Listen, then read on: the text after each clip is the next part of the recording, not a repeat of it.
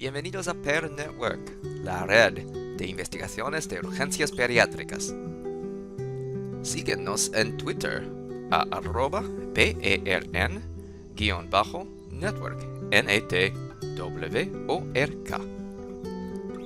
Don't forget to follow us on Twitter at PERN, PERN_network, NETWORK.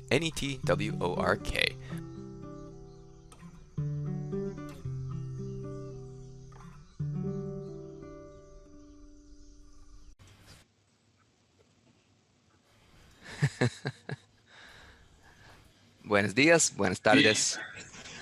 Hola. Hola, me llamo Todd Chang. Yo estoy en la Children's Hospital Los Ángeles, es el hospital de los niños en Los Ángeles, en la California, en los Estados Unidos. Y platicamos con 4 expertos de bronquiolitis en la red PERN. Y bienvenidos a nuestros primeros podcasts. Creo que es podcast, ¿verdad? Podcast, sí. Ok, en Zoom. Y si podemos hacer las introducciones, por favor, Pedro. Bien, gracias todos por la invitación y desde ya un placer compartir este espacio con ustedes. A propósito de algunas preguntas que realizaba Todd recién, aprovecho a comentar cuál es la situación actual en mi hospital. Yo soy Pedro Rino, soy el jefe de la unidad de emergencia del Hospital Garrahan en la Ciudad de Buenos Aires, Argentina, y coordino la red de investigación IDEPLA, que es la red de investigación y desarrollo de la emergencia pediátrica latinoamericana, que constituye un grupo de trabajo de la Sociedad Latinoamericana de Emergencia Pediátrica, conocida como el EPE. Nuestra realidad, estamos en primavera, ¿sí? Promediando la primavera. Con respecto a la cuestión epidemiológica local, ¿sí? Que se repite más allá de nuestro hospital, se repite en el resto de los hospitales del territorio de la Ciudad de Buenos Aires y lo que es la provincia de Buenos Aires. Estamos pasando casi el final de la oleada, ¿sí? De la primera etapa COVID, ¿sí? Los casos se están disminuyendo y están apareciendo otros casos no COVID, que es la patología prevalente, ¿sí?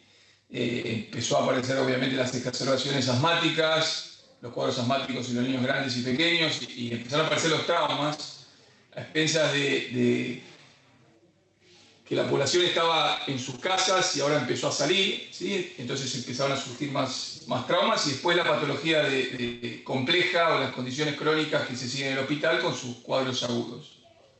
Eso en cuanto a la situación actual.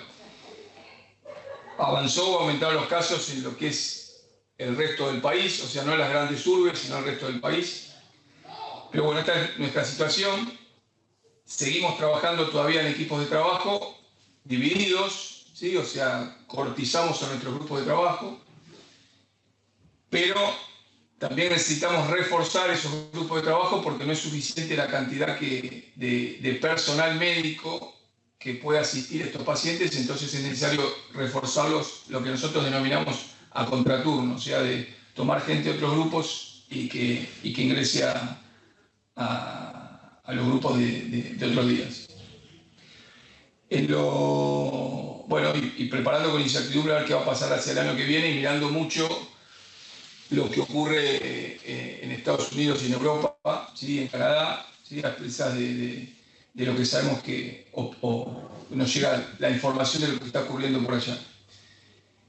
Y ver qué pasa con las vacunas, ¿no? Acá hay mucha información de la fase 3 de las vacunas y qué es lo que está pasando con la seroconversión de las vacunas. Bien, eso por un lado con respecto a la situación actual. Con respecto a Ridepla, haciendo un poco de historia,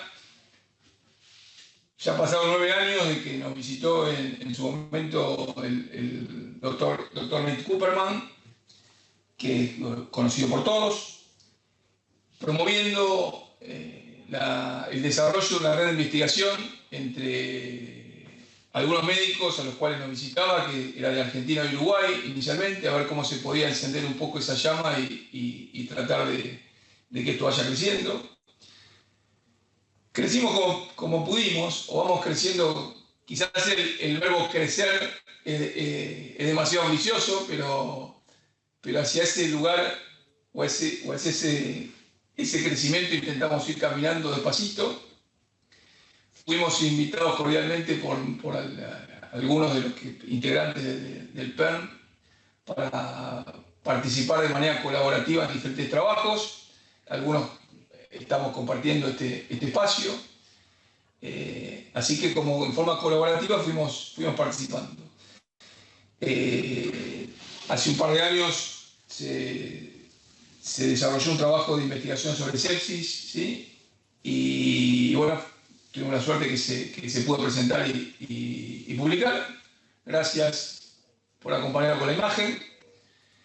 Y a partir de ese trabajo desarrollado con publicación empezamos a trabajar con los diferentes grupos de trabajo en diferentes desarrollos de investigación. Actualmente tenemos otro que también está relacionado con sepsis, ese ya es un trabajo prospectivo, no tiene las características de encuesta que tenía este último. También el grupo de transporte está fuerte, el transporte es un problema en toda Latinoamérica en cuanto a la calidad con la cual se realiza, así que el grupo de transporte está trabajando fuertemente en eso. Y también que se está a presentar, ¿sí? Están culminando lo que tiene que ver el data entry para ya empezar directamente en los análisis de los datos y un trabajo que es una encuesta en realidad dirigida a hospitales de tercer nivel y corresponde a lo que es el funcionamiento de los servicios de emergencia en Latinoamérica. Entiendo que es similar a lo que hizo el REPEN en uno de sus primeros trabajos de investigación, ¿sí? Así que esa es nuestra actualidad. Muy bien, gracias. Este es RIDEPLA ahora, y Red de Investigación de Desarrollo de la Emergencia Pediátrica Latinoamericana. Muchísimas gracias y bienvenido, Pedro. Gracias a todos. Muchas gracias por la invitación y el espacio. De nada. Ok. Javi y Santi. Hola a todos. Muchas gracias por invitarme a participar en este podcast. Yo aquí me voy a repartir el trabajo con Santi, porque probablemente Santi puede hablar mucho mejor de los orígenes de la Red de Investigación Española, RISEUP, y de la red europea, porque ha sido coordinador de ambas redes. Yo voy a contar, yo trabajo en el Hospital Universitario Cruces, en Bilbao, en España, y bueno, contar un poco resumen de la situación actual. Nosotros estamos en este momento en el pico de la segunda ola de COVID. Creo que estamos alcanzando ya, o vamos a alcanzar en fechas muy próximas el pico máximo, pero esto fundamentalmente está afectando como la primera ola a la población adulta. El hospital, la parte pediátrica de nuestro hospital, a día de hoy tenemos baja presión asistencial y bajo número de ingresos en general. Estamos atendiendo aproximadamente un 50% de la presión asistencial que tendríamos normalmente en esta época del año. Y estamos llevamos un mes de la temporada de virus respiratorio sincitial, de bronquiolitis, y en este momento los datos, los números nos enseñan que estamos viendo aproximadamente una tercera parte del número de casos que veríamos en esta época del año. Y bueno, da la sensación de que se va a repetir lo que ya han visto nuestros compañeros en el hemisferio sur, que las epidemias del invierno, de VRS e influenza probablemente este año van a estar muy mitigadas por todas las iniciativas que hacemos para contener el contagio de COVID. No quiero quitar más tiempo, Santi nos podrá hablar de los orígenes y orígenes muy interesantes porque David, que está aquí, es parte culpable de la creación de la red de investigación española y Santi lo podrá contar. Adelante, Santi, venga, habla tú. Pues bueno, efectivamente, bueno, yo soy Santi Mintegui y trabajo en el Hospital de Cruces con mi jefe, Javier Benito, y soy pediatra de urgencias desde el año 91, 1991. Desde que nació. Efectivamente, ya nací casi con el fonendoscopio. Bueno, efectivamente, ambas redes, si nacieron, fue gracias al empujón de David Schnadower. Y eso es justo reconocerlo, porque fue David el que, estando en un meeting en Estados Unidos, se acercó, pues nosotros siempre llevábamos los trabajos que podíamos preparar, y nos dijo, pues vosotros habéis venido varias veces, ¿por qué no venís a una reunión de una red de investigación? Que para nosotros era un sueño, y nos invitó a una reunión del Penn CRC. Cuando vimos aquello, me acuerdo que fue una experiencia extraordinaria, y eso marcó, y eso es cierto, el desarrollo de la investigación en Europa. Eso hay que reconocerlo, porque según salimos de allí, yo le pregunté a David si podíamos tener acceso a los documentos que estaban colgados en la web y si podíamos adaptarlos, y él me dijo que sí. Y me acuerdo que nos fuimos a un bar en Baltimore, nos tomamos ahí unas cervezas y elaboramos los estatutos, o sea, la constitución que íbamos a hacer la red española, y a continuación de ahí también surgió la red europea. Eso es la historia. Entonces, bueno, pues esto está teniendo un impacto muy importante porque de ahí también, con la relación que teníamos con nuestros amigos en Sudamérica, fundamentalmente chilenos, argentinos, uruguayos y paraguayos y brasileños, surgió o se ayudó en lo que pudimos la creación de la red que hoy está trabajando muchísimo y muy duramente en Latinoamérica. Entonces, bueno, pues nosotros no somos más que pediatras de urgencias que tenemos curiosidad y que queremos pues ayudar en que progrese el manejo de los niños que nos consultan nuestros servicios. La situación, como dice Javi, pues está siendo buena en este momento, y hoy mismo se ha publicado en Pediatric Infectious Journal que la cola que cuando empezó la pandemia en el hemisferio norte, los finlandeses ya han publicado que tuvo un impacto extraordinario sobre la caída de los episodios de gripe y de bronquiolitis, con lo cual pensamos que en este invierno pues lo normal es que las medidas de distanciamiento, las mascarillas, pues hagan que se consulte menos.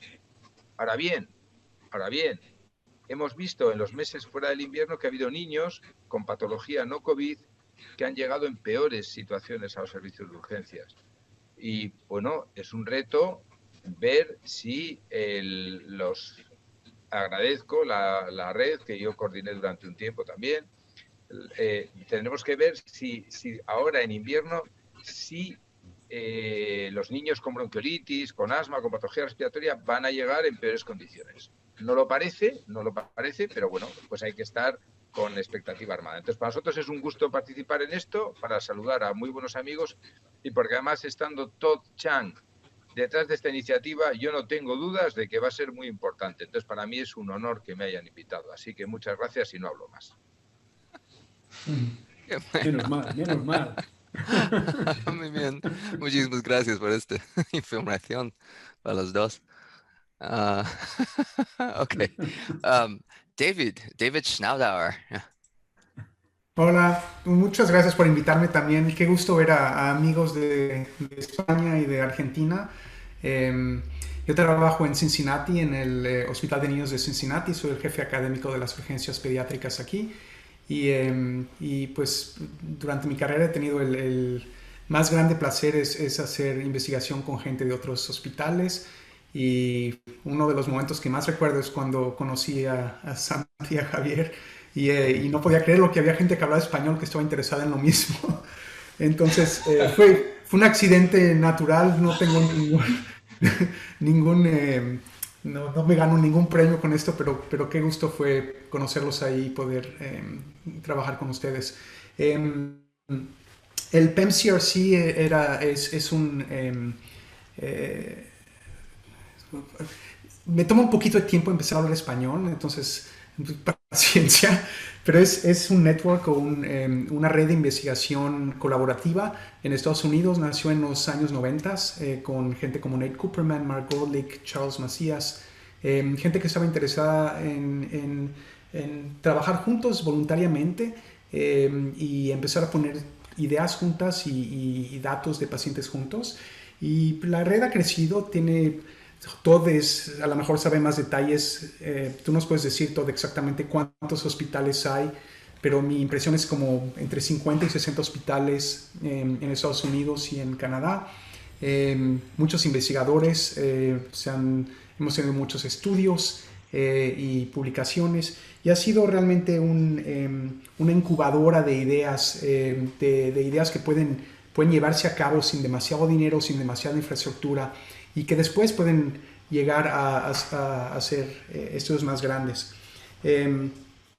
También trabajo con PCARN, que es otro de los networks de Estados Unidos, que también el objetivo de PCARN es hacer investigaciones clínicas rigurosas en urgencias pediátricas y cambiar los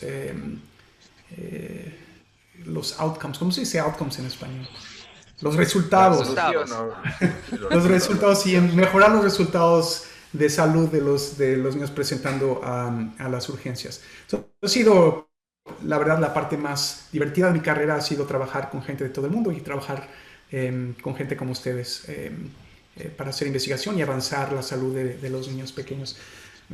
Uniéndome a lo que estaban platicando en términos de la epidemiología, nosotros también hemos visto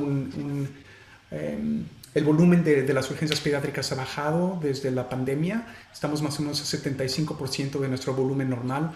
Y también notamos lo mismo, que a veces los pacientes llegan con enfermedades crónicas a nivel más agudo, a lo mejor evitando llegar al hospital. Tenemos varias teorías en esto. Estamos haciendo actualmente un estudio tratando de ver si han existido movimientos de pacientes de la urgencia hacia la telemedicina o las prácticas de pediatría general, o si los pacientes llegan más tarde o más graves con sus enfermedades crónicas, o si no, obviamente el confinamiento ha tenido un resultado, voy a llamarlo casi espectacular en términos de la reducción de enfermedades infecciosas en niños. Y vamos a ver cómo se presenta este invierno, pero va a ser muy interesante. En Estados Unidos, ustedes lo saben, está en las noticias, hemos tenido una conducción de la pandemia terrible, por una de las peores del mundo, y estamos ahora en nuestra tercera oleada.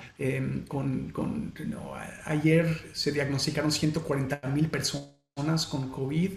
Ayer se murieron 1,500 personas con COVID en Estados Unidos. Es una desgracia para el país más rico del mundo y claramente no somos un ejemplo de cómo hacer las cosas aquí.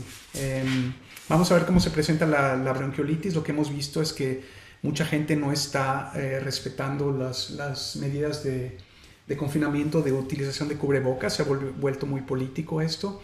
Y entonces creo que vamos a estar un poco en medio. No vamos a ver la reducción y lo importante que han visto ustedes en España, por ejemplo. Y creo que vamos a tener... No sé, dicen que lo más difícil es predecir el futuro, entonces no voy a predecir el futuro, pero siento que va a ser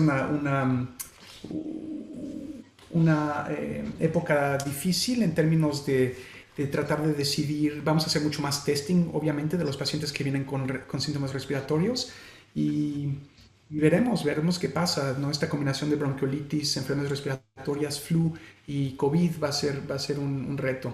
Entonces estamos esperando y listos para actuar.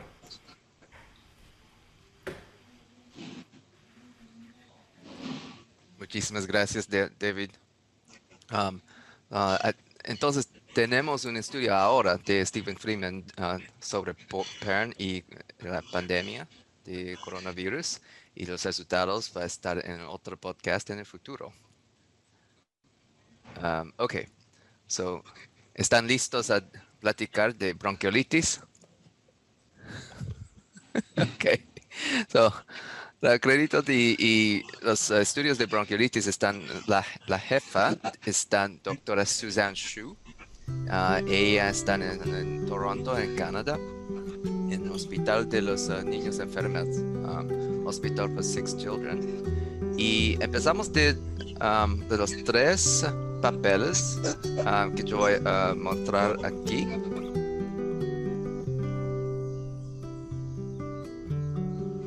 Los primeros papeles están aquí: Practice Variation, Acute Bronchiolitis, Pediatric Emergency Research Network Study, PERN.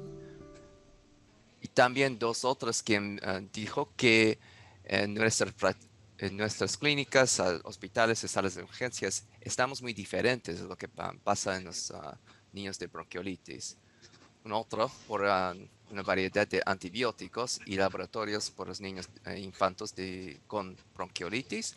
Y también estamos diferentes cuando los niños están afuera del hospital. Y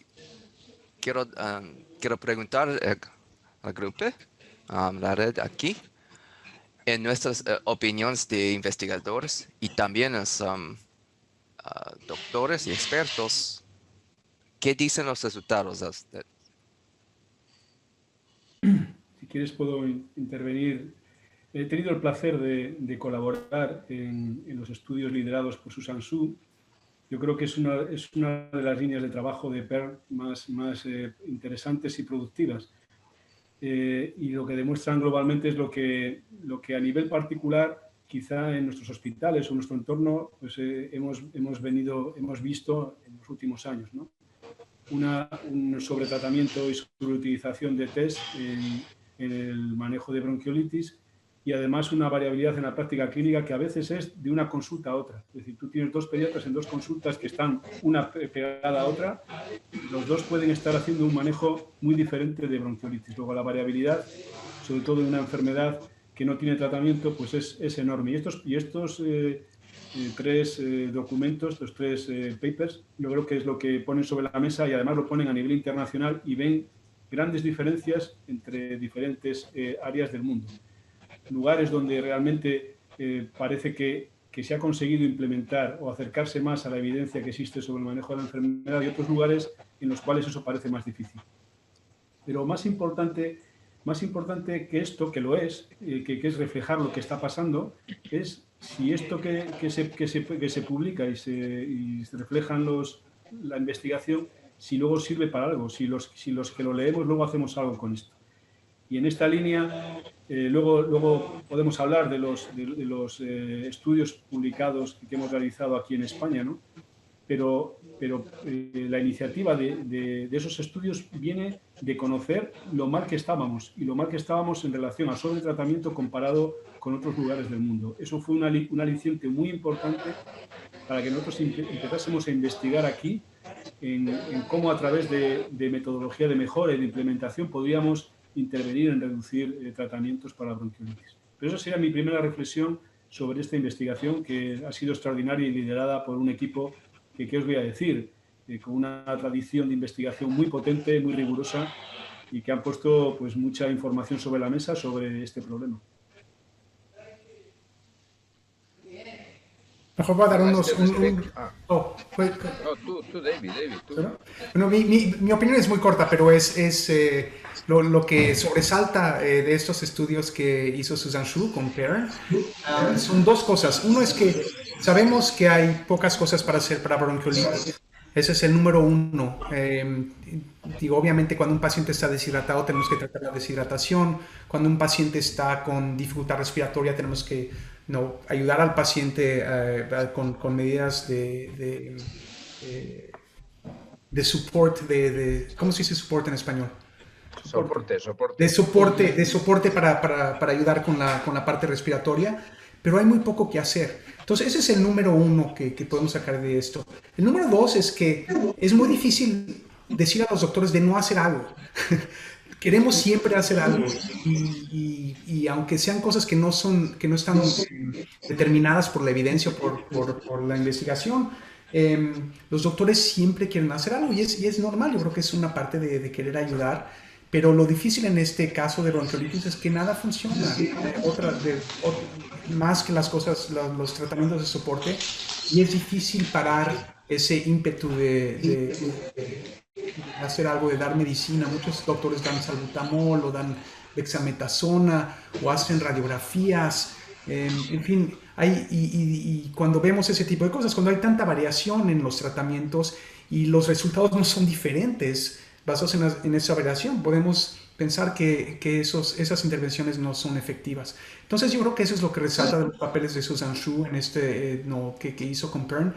Enseña la variación que existe a través del mundo, enseña que los resultados en los pacientes no son muy diferentes, no importa qué es lo que le demos a los pacientes o qué es lo que les hagamos. Entonces, yo creo que ese es un mensaje importante, y como dice Javi,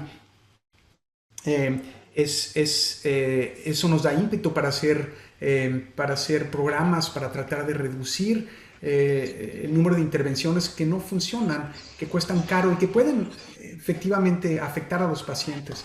Yo creo que en ese sentido es muy importante ese trabajo. No, yo iba a comentar a raíz de unas cosas que se han dicho. Bueno, pues veo que los que estamos reunidos aquí no somos en nuestras organizaciones sanitarias o donde estamos viviendo, no son ejemplos para el mundo de cómo se puede manejar de forma adecuada o con poco impacto en la población la pandemia que estamos viviendo. Quiero decir que yo no soy neozelandés, David no es noruego, no tenemos un finlandés, no tenemos un griego, no tenemos un uruguayo. Quiero decir que hay sitios donde las cosas están yendo teóricamente mejor. Aún así, todo ha dicho que Stephen Friedman está liderando un trabajo de investigación, que hay más de 1000 pacientes recogidos internacionalmente para intentar mejorar esto. Tú, David, has dicho que estáis haciendo investigación y nosotros estamos haciendo investigación en presentación de paciente crítico en plena pandemia en nuestro entorno. Entonces, bueno, eso es una característica que yo creo que nos une. Yo lo vi cuando fui a la reunión del PCS y yo dije, estos están locos porque tienen un tal grado de curiosidad y tal grado de interés y tal grado de generosidad para mejorar la salud de los niños que dedican mucho tiempo, ¿no? Y eso hace que la investigación dé un salto. Es decir, no estamos diseñando una herramienta para diagnosticar mejor, no, porque la gente que trabaja ya tiene esos conocimientos y se está haciendo una cosa que hace que esos conocimientos lleguen a la población, que eso es mucho más difícil que hacer un estudio sobre un test diagnóstico o sobre un tratamiento si es más adecuado o menos adecuado, ¿no? Y encima se coge una patología, como dice David, que es la bronquiolitis, donde es una patología muy molesta, son niños pequeños, los padres están preocupados y los padres también necesitan hacer algo, ¿no? Y es mucho más difícil, mucho más costoso hablar con esos padres que hacer una receta. Simplemente un día salbutamol, al de 3 días un corticoide, luego un antibiótico y luego pues igual ya se ha pasado, ¿no? Entonces, bueno, el esfuerzo desarrollado para que esta situación se revierta y los niños verdaderamente reciban el tratamiento que puede ser el más adecuado y que puede ser reducir el tratamiento farmacológico, pues bueno, es un esfuerzo extraordinario que se está desarrollando en diferentes sitios y el impacto está siendo muy importante. ¿Qué pasa este año? Que aparece el COVID. Entonces, el COVID distorsiona todo.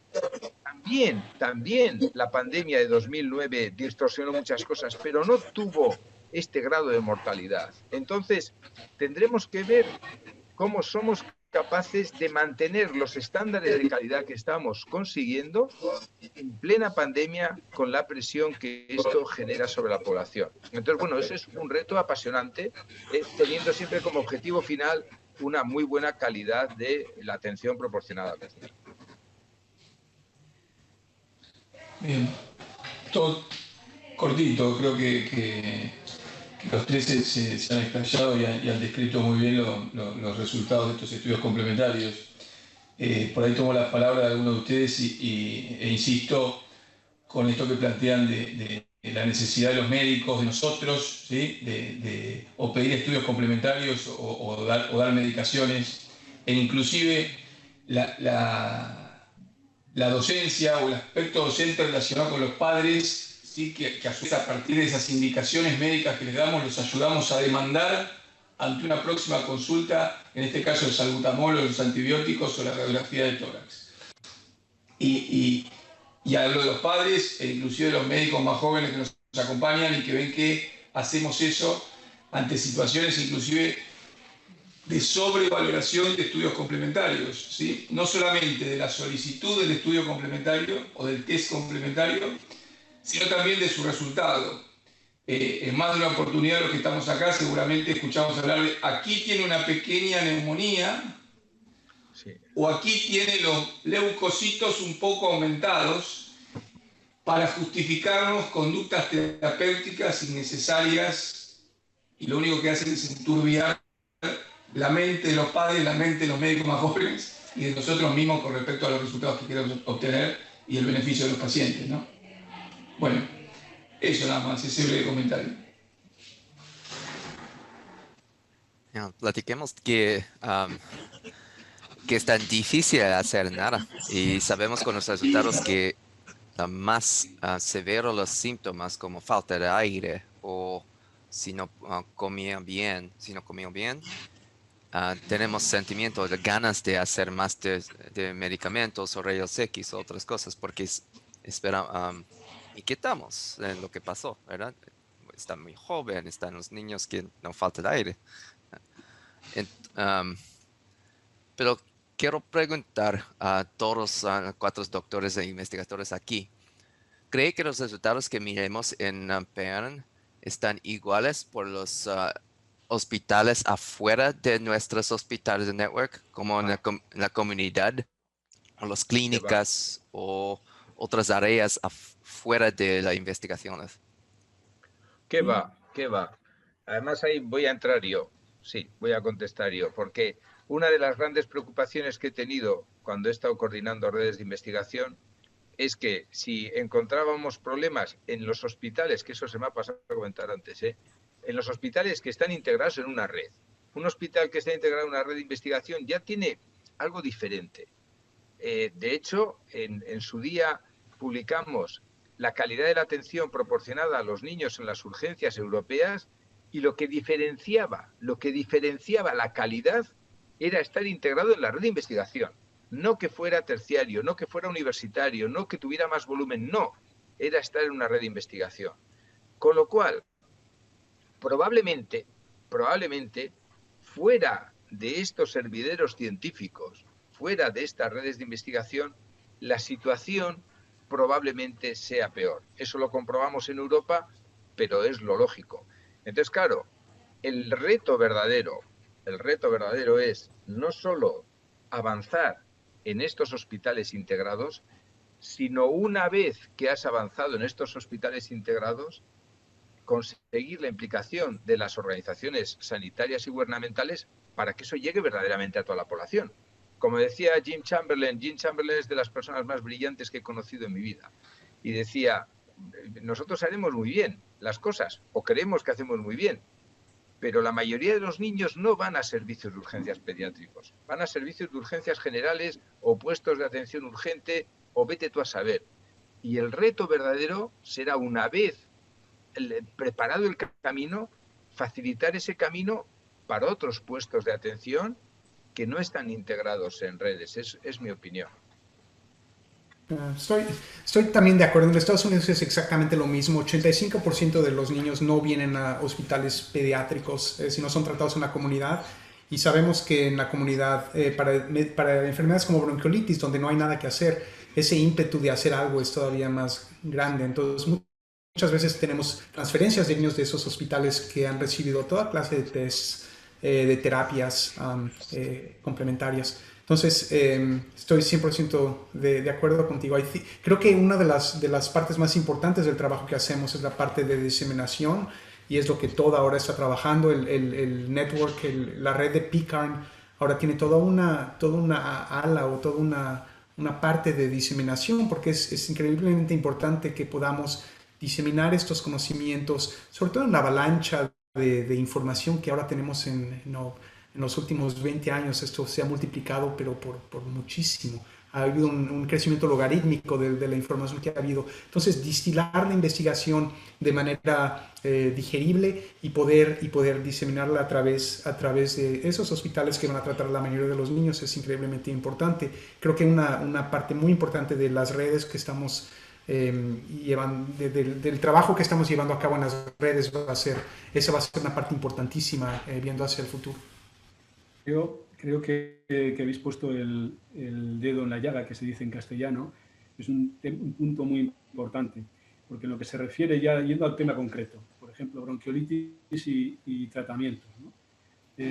Uno tiene la tendencia a pensar que, como nosotros, por ejemplo, en nuestro área somos un hospital de referencia y tenemos la verdad es que mucho prestigio dentro de lo que es la población y los profesionales pediatras de atención primaria. Tenemos prestigio, o eso pensábamos, al menos que lo teníamos. Y también pensábamos que teníamos influencia. Y pensamos que las cosas que hacemos dentro del hospital, iniciativas de mejora para un tratamiento, por ejemplo, para no dar broncodilatadores en bronquiolitis, que por ósmosis, automáticamente esto va a llegar a los pediatras que trabajan cerca de nuestro hospital y que ellos van a hacer lo mismo que hacemos nosotros. y cuando realmente hemos analizado los datos, nada más lejos de la realidad. O sea, es como si estuviesen de espaldas a lo que tú estás haciendo. No solo eso, sino que además, si tú nada más estás interviniendo en tu centro, lo que sucede es que si fuera de tu centro se sigue sobretratando, por ejemplo, al final tus iniciativas de mejora quedan muy mediatizadas por eso. Porque al final alguien le va a poner un broncodilatador al niño y eso genera una bola de nieve, ¿no? Difícil de parar. Por eso es muy importante esta salida hacia afuera, ¿no? Desde el hospital hacia tu área de influencia y desde las redes de investigación a todos los sitios para que lo que realmente, las evidencias que se consiguen a través de la investigación lleguen al final al paciente. Y esto es algo que hemos aprendido recientemente, ¿no? Hemos investigado mucho, pensábamos que estábamos cambiando la medicina y la cambiábamos en entornos muy controlados, ¿no? En redes de investigación, hospitales concretos, pero no en la comunidad. Y vamos a platicar un poquito de los proyectos en futuro en España, pero quiero mostrar que con los datos y resultados de estos estudios podemos tener confianza que no necesita siempre recetar los medicamentos y otras cosas. Por este papel, no hay diferencia en los niños quien se vuelve la segunda vez al hospital. Las probabilidades de se vuelve están igual si ha tenido medicamentos a la casa o si no ha tenido medicamentos. Entonces, nuestros resultados del mundo dan confianza en la comunidad y en los doctores quien tienen este problema de qué hacemos a los niños con bronquiolitis si no hacemos nada. Tenemos un poco de permisión, un consentimiento de hacer menos porque los resultados después no están malos. Sí. Y es importante además luego trasladar lo que se investiga a nivel de otros países o a nivel internacional, trasladarlo a tu entorno, porque a veces los profesionales tienen la percepción de que aquello que se demuestra en investigación en otros sitios realmente no es aplicable a tu entorno, porque dicen, bueno, eso se desarrolla en un entorno ideal, es otro país, es otra realidad, y aquí no, aquí es diferente. Y eso es, digamos, que es un razonamiento muy frecuente que te encuentras en todos los lugares del mundo. La investigación de PER demuestra que esto es un problema común y general, y que efectivamente hagas lo que hagas y donde lo hagas en cualquier lugar del mundo, el resultado, tratando con fármacos o sin fármacos, es exactamente el mismo en cuanto a los indicadores que medimos, ¿no? Tasas de hospitalización, de reconsultas con ingreso, etc. Creo que tocaste un punto muy importante, Javier, que tiene que ver con la comunicación con los hospitales comunitarios y preguntar, ¿no?, cuáles son las razones. Yo creo que también hay problemas a nivel de diagnóstico. La bronquiolitis es un diagnóstico clínico, no hay test realmente para la bronquiolitis y eso crea, yo creo que un poco de confusión.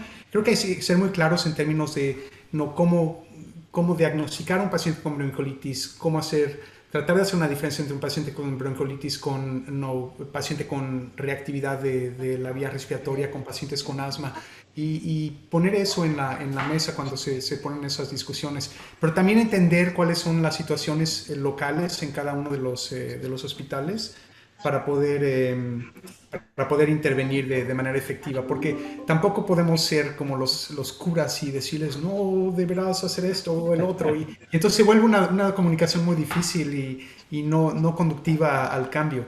Entonces yo creo que en estos esfuerzos de diseminación también tiene que haber un sentimiento de no juzgar y no pontificar.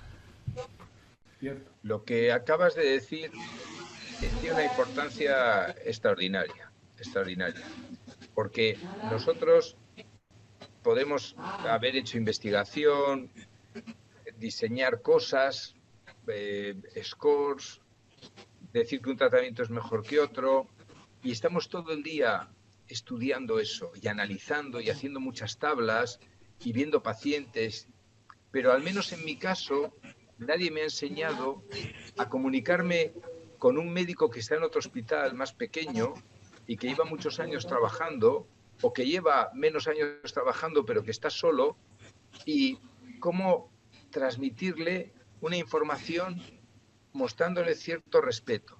Porque hay que entender, cuando a mí lo que me gusta del Knowledge Translation es que cuando hay que preguntarse por qué no llega ese conocimiento a donde tiene que llegar, ¿no? Y no es porque el médico sea un ignorante o porque el médico no quiera.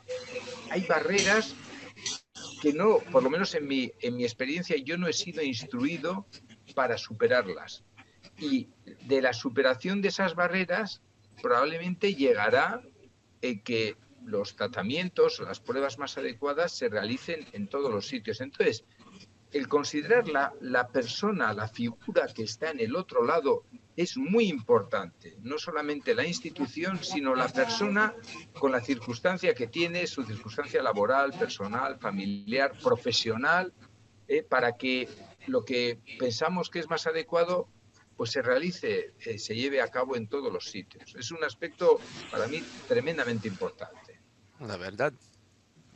Coincido con lo que están diciendo, y por más que suenen a palabras, y bueno, y esto está claro que hay que llevar a los hechos, entiendo que parte de un concepto en el cual el conocimiento se comparte y no se baja, ¿sí? Me parece que el hecho de apelar a eso, al compartir el conocimiento y no bajarlo así, como decía recién David, en cuanto a pontificar y lo que se debe hacer es esto, hace que nos podamos acercar, y esto va de la mano de los esfuerzos que hagamos nosotros de cada uno de los lugares en los cuales trabajamos, ya sean instituciones de tercer nivel o redes de investigación, de invitarlos a participar además en esto, ¿sí? No solamente el hecho de transmitir el conocimiento porque yo lo generé, entonces te lo paso, no. La participación, ¿sí? de otras instituciones de menor complejidad o de menor caudal de pacientes hace que ese nuevo conocimiento se comparta y no se baje. No se baje, me refiero a esto de se pontifica el conocimiento. Y creo que de esta manera lo que podemos es avanzar sobre esa falsa pero presente y actual dicotomización entre la práctica y la evidencia, ¿sí? Por lo menos por acá también es frecuente escuchar estas palabras de decir, bueno, eso está bien, eso está escrito, pero en la práctica se hace esto, acá se hace esto, ¿sí? Esa es la barrera, ¿no? La barrera que entre todos debemos tratar de sobrepasar e ir por esta compartida del conocimiento, ¿no? ¿Verdad? Muy bien. Son algo muy prácticas. Por ejemplo, vamos a cambiar un tema por un momentito. Gracias, Pedro. Este estudio o proyecto, después de tener los resultados, necesitamos saber qué hacemos después. ¿Necesitamos cambiar mucho? ¿Está difícil? ¿O es, ¿Esto? Yeah. ¿Pueden platicar de esto? Esto, Todd, es digamos, la solución o el camino para resolver lo que estábamos hablando aquí a última hora. Porque para poder realmente cambiar la práctica clínica, tienes que conocer muy bien el entorno en el que trabajas, qué barreras existen para que aquello que se conoce, porque, como ha dicho Santi, los profesionales conocen perfectamente las guías de actuación. Ya hace más de 20 años que las guías de actuación en bronquiolitis hablan de la falta de eficacia de los tratamientos y que el tratamiento es de soporte. Y creo que esto es conocido, pero existen barreras a veces de la organización sanitaria en la que trabajas, barreras culturales, muchas que tienes que tener en cuenta. Entonces, aquí hay dos metodologías muy potentes para conseguir que el conocimiento llegue a los pacientes, ¿no? El traslado del conocimiento. Una es la mejora de la calidad y otra es la metodología de implementar, de cómo se implementa. El trabajo que has enseñado aquí es el segundo ciclo de mejora que realizamos para reducir tratamientos, fundamentalmente tratamientos en el manejo de bronquiolitis. Y tiene una cosa muy importante y que liga mucho con lo que habéis dicho antes. Quien lidera este proyecto es una pediatra de atención primaria, no es la pediatra del hospital. Una pediatra de atención primaria que en base a lo que se publicó en PER, el primer documento, el primer estudio, miró qué pasaba en su entorno, en atención primaria, y se dio cuenta que el 75% de los niños recibían algún tipo de tratamiento farmacológico cuando se diagnosticaba bronquiolitis en atención primaria. Y ella empezó con asesoramiento, buscando el asesoramiento de otros investigadores. Empezó, el primer ciclo de mejora fue solo en atención primaria, y el documento que tú has presentado es un segundo ciclo de mejora, y aquí nos involucró a nosotros, a urgencias. Entonces aquí hicimos otra cosa muy importante, que es hacer la colaboración entre dos escalones sanitarios, urgencias y atención primaria. Con lo cual, pues es más fácil el que el mensaje sea uniforme y que todo el mundo diga lo mismo. Al final lo que se hizo es ver lo que había funcionado en el primer ciclo, lo que no había funcionado, introducir aquello que íbamos aprendiendo de lo que iban publicando otros. Nos ha servido mucho investigaciones, por ejemplo, que ha hecho la LID sobre bronquiolitis y quality improvement, mejora de la calidad, estrategias, qué tipo de cosas funcionan, el reporte de datos a los profesionales, muchas cosas, metodología de mejora, y con eso se ha conseguido, en ese segundo ciclo se consiguió reducir el uso de fármacos. El objetivo principal era de salbutamol, pero también de antibióticos y corticoides, tanto en atención primaria como en la urgencia hospitalaria. Después de este ciclo de mejora, ha habido un tercer ciclo de mejora que se va a publicar, pues ya ha sido aceptado por Pediatrics y se publicará en breve, en el cual hemos continuado y lo que ha incluido este ciclo de mejora es que hemos hecho una ruta asistencial de bronquiolitis, incluyendo la experiencia de las familias y de los profesionales, incluyendo qué opinaban los profesionales sobre sus barreras, qué cosas podían facilitar la implementación, y preguntándole a las familias, utilizando el diseño de pensamiento, esa metodología, qué cosas en todo el proceso les preocupan y en qué cosas les podíamos ayudar y qué nos pedían para poder sustituir medicamentos por otras cosas, información. Hemos elaborado vídeos enseñando cómo se hace el lavado nasal, vídeos enseñando cómo se puede valorar la dificultad respiratoria, muchas cosas que nos pidieron. Y ese tercer ciclo de mejora ha tenido un impacto, bueno, pues todavía mayor. Partíamos ya de una mejora, pero todavía mejor, y en urgencias, por ejemplo, casi estamos en un 0%. Y lo último es que no nos paramos en ese ciclo de mejora, porque este último año, el anterior, lo que hemos hecho es escalar esta experiencia que se había pilotado en 2 organizaciones sanitarias dentro de un sistema de salud a todo el sistema de salud. Estamos hablando de 8 hospitales y de 135 centros de atención primaria. Y los resultados son espectaculares, que espero que también se publiquen. Es decir, esto es un trabajo de muchos años, pero teniendo en cuenta todas estas cosas que estamos hablando. ¿Quién lo cambia? Tienen que ser los propios profesionales que están viviendo el problema los que se conciencien y vean, y ellos saben dónde están los temas. Las familias son fundamentales. El que las familias, más que todo lo que lea un médico sobre lo que se publica, el que una familia a lo mejor no le pida un medicamento es lo que más le facilita que no lo dé. Entonces, todo este tipo de cosas es todo metodología, es muy detallada, no me voy a detener en esto, pero creo que es la forma de trabajar, y esto se puede escalar a niveles más altos, de todo un país o incluso a nivel internacional. Un buen ejemplo. ¡Wow! ¡Qué impresionante trabajo!